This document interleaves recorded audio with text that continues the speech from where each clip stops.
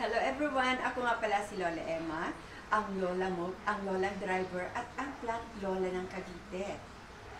Gusto kong i-share sa inyo ngayon ang pagta-transplant ni Lola ng dating baby Anthurium Wave of Love ko, pero ngayon lumaki na at nalakihan na ang kanyang paso, kaya kailangan na natin ilipat sa bigger pot.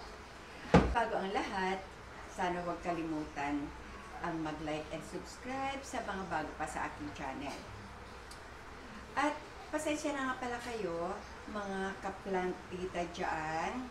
Medyo na iba yung topic natin sa mga ibang nakaraang days. Pero sinisikap ko naman na alternate yung pagpo-post ko. Nagkataon lang kasi na tagbagyo dito sa Pilipinas, kaya mahirap munang mag-transplant sa mga halaman na nasa ulanan. Okay. At kung naiba man naiba man yung topic o naiba man yung aking mga pinopost, sana sa mga plantita dyan, magustuhan din ninyo.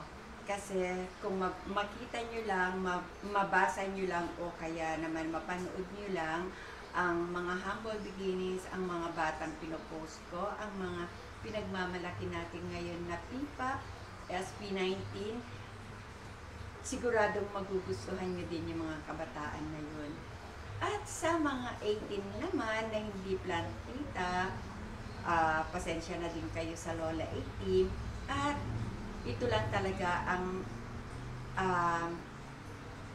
hobby ni Lola mula't mula pa yung pagtatanim ng iba-ibang uring halaman. Kaya pasensya na rin kayo sa Lola at sana matuwa din kayo sa aking mga sinashare na videos sa inyo. At sa mga hindi pa 18s dyan, pag mapanood yung mga humble beginnings ng mga SB19, siguro magugustuhan nyo. Pwede kayong manood doon sa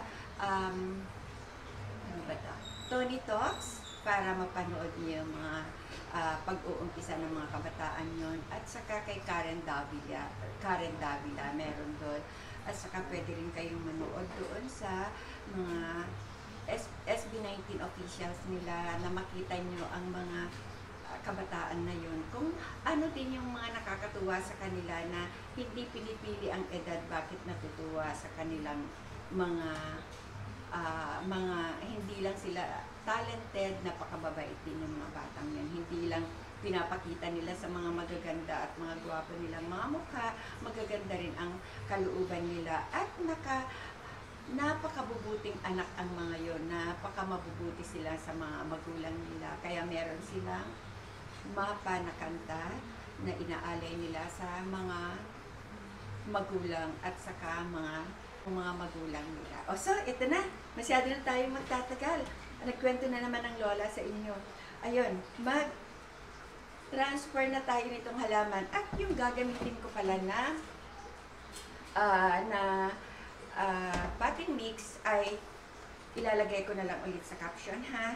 Kasi ito naman, Wave of Love na ito, original ito sa Thailand. Ang Thailand naman, katulad lang din sa bansa natin, di ba, na tropical country. Kaya hindi naman maselan ito. Sa totoo lang, ito ay galing sa ulanan.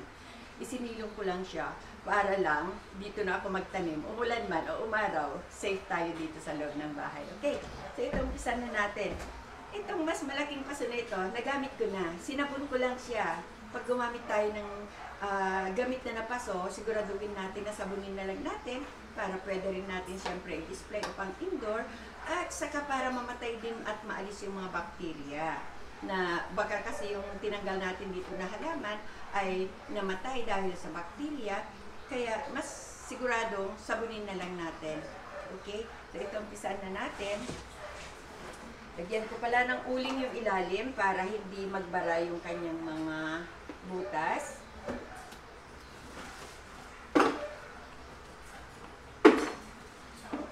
Ayan. Pwede rin naman yung coco cubes na ilagay natin sa ilalim.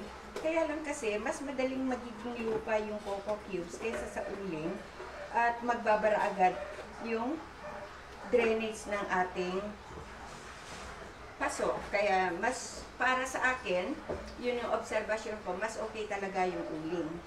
At saka gustong-gusto din kasi ng anthuriums ang uling. Ayan. So, umpisan na natin.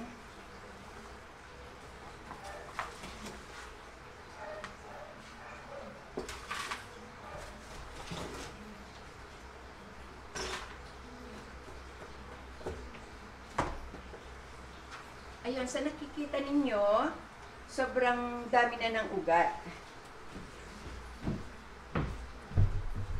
Ayan, nakalabas na nga yung ugat. Ayan, asan na ba? Ayun. Para mas lumaki yung mga dahon na lalabas, kailangan natin ilipat sa mas malaking paso.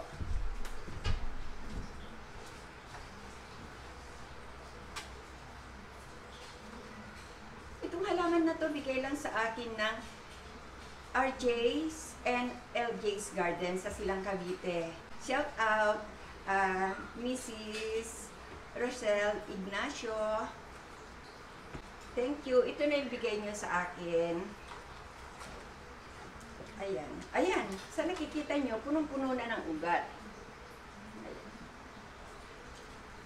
Kaya kailangan na natin siya talaga ilipat. Malalim pa. Pag malalim pa, dadagdagan natin para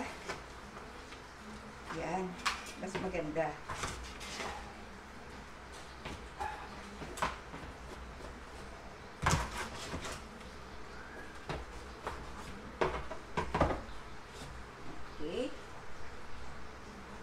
Alam niyo ba yung mga foliage sa anthurium? Matibay din sila pang indoors. Yan pa pala.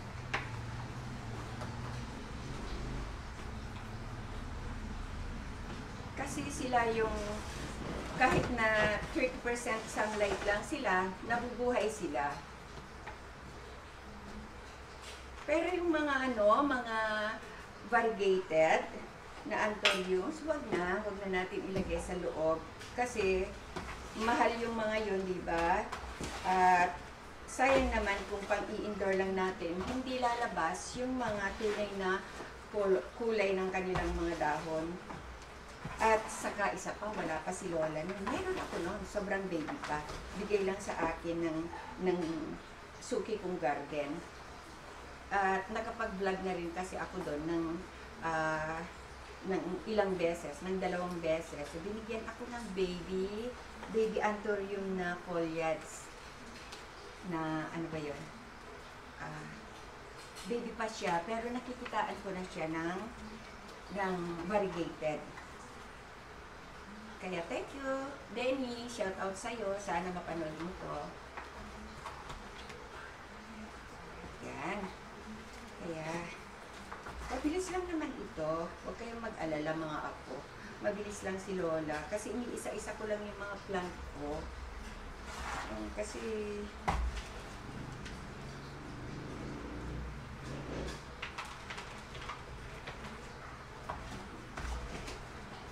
hindi rin ako makapag-video ng medyo mahaba dahil marami pa akong yung sa ginagamit kong camera na yan, ang dami ko pang hindi na e-edit. Lalong-lalo na nung umattend ng aking apo ng concert ng SB19, 4 na oras. Ang ginagawa ko, tig-2 songs lang yung katagalan kasi nag-try akong nag-post ng 20 minutes, na-block yun. So, siguro, napadami yung, yung hindi ko na-mute doon. Kaya, syempre, kahit papano naman, hindi ko minumute lahat. Paunti-unti lang naman. Kahit na putol-putol na sobrang maikli, kahit na ilang seconds, meron talaga akong hindi minumute. Kaso, na-i-block yung aking pinost na yon, kaya ang ginagawa ko paunti-unti na lang para syempre ayaw ko naman i-delete yun. Mahirap kasi ang umattend sa mga concert, di ba? Bukod na sa magastos, yung oras din, syempre sa isang minor na gaya ng apo ko, syempre, ayoko din naman na ilagay siya sa pinakamataas, sa part ng anang big dome. Syempre, hanggat maaari, pumupunta sila, uma-attend sila ng aking anak sa VIP kahit na standing. Kasi nga, para mas malapit sila sa mga idols. Kaya, ayaw kong mag-delete na kahit na konti hanggat hindi ko na ipopost sa aking channel kasi sayang talaga. Hopefully naman, makaka-attend na rin ako bago mag-Christmas kung meron silang homecoming. Meron sila ngayong September, kaya lang, meron silang kasama at Sunday kasi yun, may pasok ang apo ko kinabukasan. Kaya hindi kami pwedeng umattend. Kasi hindi nila solo yung concert, sabi ng apo ko. Gusto ko wala sa solo nila, sabi ng apo ko. Kaya maghintay kami ng solo nila dito sa Pilipinas. Ito, tapos na tayo. Basa pa naman yung kanyang lupa kasi kagagaling niya sa ulanan. Lalagyan lang natin siya ng Osmocote kasi 2 months na mahigit na rin na nalagyan ko ng Osmocote ito. Pero ilayo lang natin yung abono niya doon sa may puno. Ilagay, di baling madikit siya doon sa may paso. Huwag lang mailapit doon sa tapat ng puno. Yan. Para hindi mamatay o kaya mabubulok kasi yung kwan. Kahit na slow release itong ating abono, itong Osmocote, kahit na slow release ito, kailangan pa rin natin ilayo sa puno. So, ayan, tapos na tayo. Maraming salamat ulit sa inyong panonood at happy planting. Ingat tayo lagi. God bless.